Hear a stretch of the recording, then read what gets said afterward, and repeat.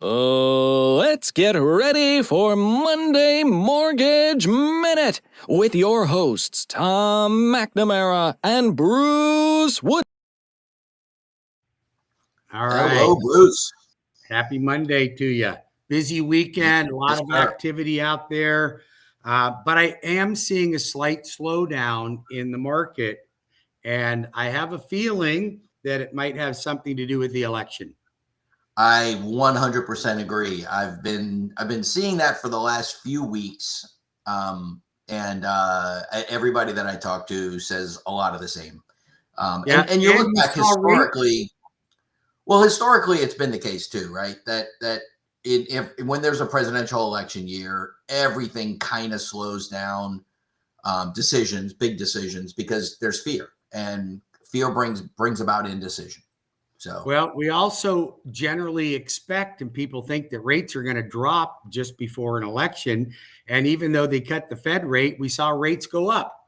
So that slowed things down a little bit too. For sure. And I think we are going to see 2 more Fed rate cuts over the next 6 months or 4 months. And, we'll probably see a little bit of a lowering. But at the same time, I hear now the jobs report numbers are so good that we may not see those rate cuts.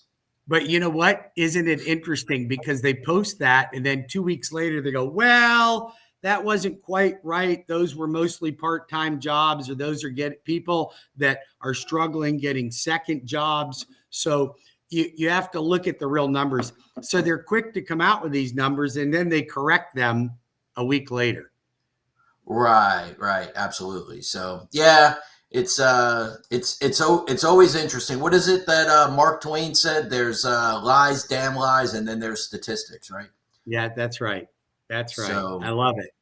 Yeah. So anyway, I know we were going to you and I were talking over the weekend about what's going on with people trying to get deals, right? So, well, because I'll get calls from people that say, hey, Bruce, I just want a foreclosure or a short sale. So my question to them is, why is that you want? Oh, I want to pick up a really good deal. Okay. So let's talk about that. Yeah. So, that's kind of my specialty, right? I've been doing that since about 2012, 13. I actually have bought a lot of homes from distressed homeowners, sometimes the home's distressed, sometimes the seller's distressed, sometimes they're both distressed, right?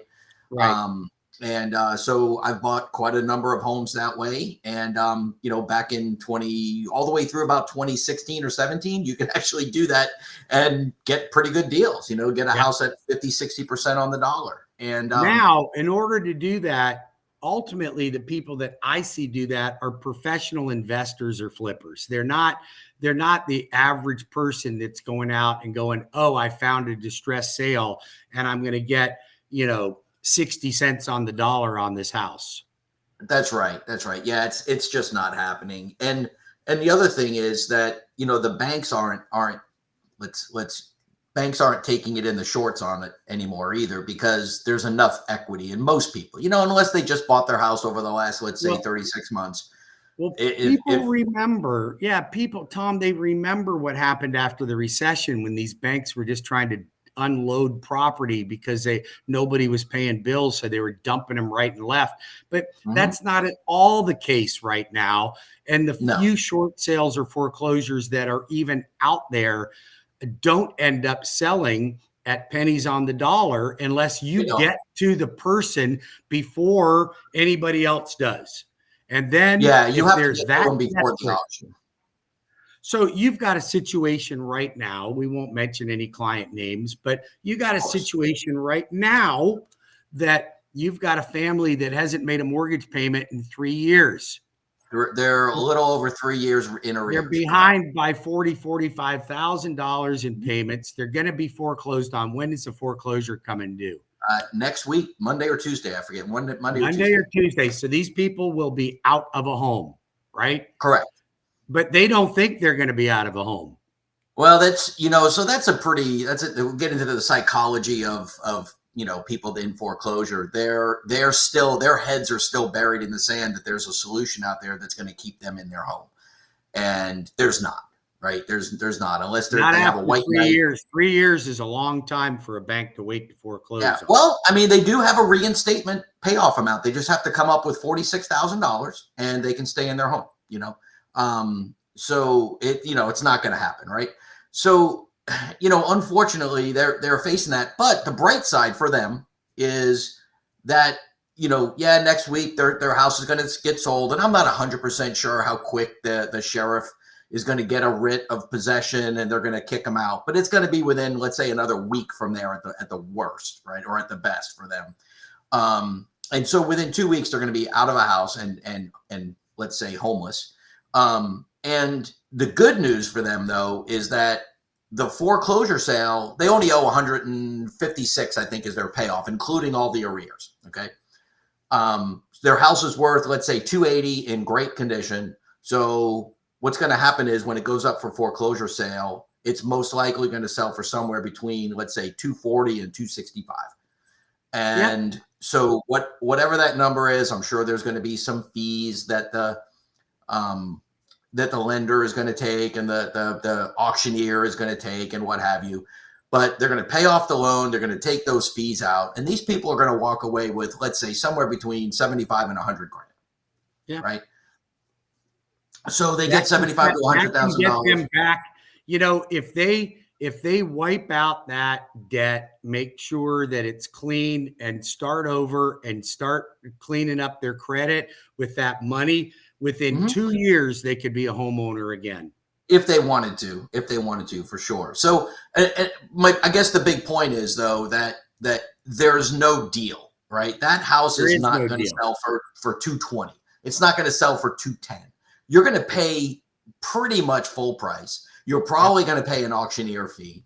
And then there's problems with the house, right? So it does. We don't even know about because you can't get in and see it.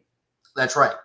It has a structural problem. It needs probably anywhere from $10,000 to $25,000 worth of work on the structure. Now it's a newer home. It's just it was built kind of on the side of a hill, and there's some erosion of the dirt underneath it. So it's got that problem. And so you're going to spend that. You're going to spend some money on cosmetics. And so, unless you could pick that house up for like 180 to 200, there's literally no deal there, and it's not going to sell for that. It's going to sell for quite a bit more. And I've got a funny thing. We were talking about how little of this there is throughout the entire state of Florida in August of this year. That's the latest that we have data on. Short sales are up 39%. Oh my gosh, the world is falling apart. Right? Yeah, except we went from 23 to 32. So the whole state. The entire state. Yeah. So we sold 23,000 homes. 23,000 homes. 32 of them were short sales. Yeah. So that's a pretty small percentage. Needle in a haystack. Yeah, and 152 were foreclosures. So when people say silly things like foreclosures are up massively, short sales are up massively, yes, as a statistic, year over year change, month over month change, of course they are. But as a statistic, there's not a lot of them around. Yeah. It's just not happening, right? It's just not happening. So that's the data that I have. And I know the mortgage market. I mean, you obviously keep up with that. There's not a lot of foreclosure activity happening. There's not. I don't see a lot of it going on in my industry, but I do see people. I have people call me thinking that is going to be a deal. And I'm like, listen, just find the house you want, because if you're looking for a short sale or a foreclosure and you're trying to get a deal, you're not going to choose the house you want. You have to find the house that's available. That's right. That's another point is, I remember the first time when I first started investing in homes, I invested off the MLS, and I hired a realtor because I wasn't one at the time. And we looked at 30 homes in a weekend, 30. And I whittled that down. I could have looked at 100, and I got to pick the ones that I wanted to buy out of those 30. And every weekend you could do the same thing. You can go out and, look at 30 different homes and pick two that you wanted to buy. Now you're lucky to find one every 3 or 4 months. Right. So it's just not the same. I think that the point of this is that find the house you want, pick the area you want. It's even hard to find exactly what you want, even when you're doing that, let alone trying to find a needle in a haystack. So the point is, get what you want. Just find what fits your needs. It doesn't have to be a short sale, a foreclosure. It doesn't have to be new construction. Doesn't have to be existing. It could be any one of them. Just find the realtor to find the home that's going to get the right home for you. And that's where you come in, my friend. Absolutely. Absolutely. I love helping people find the great home for them, their next home.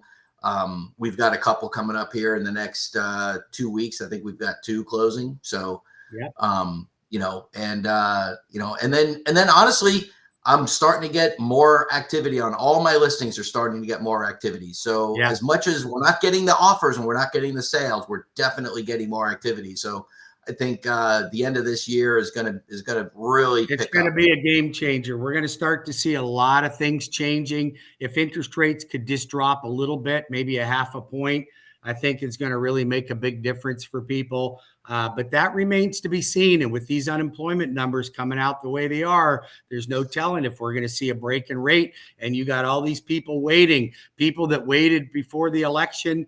And now the interest rates are actually higher than they were before the drop. I mean, come on.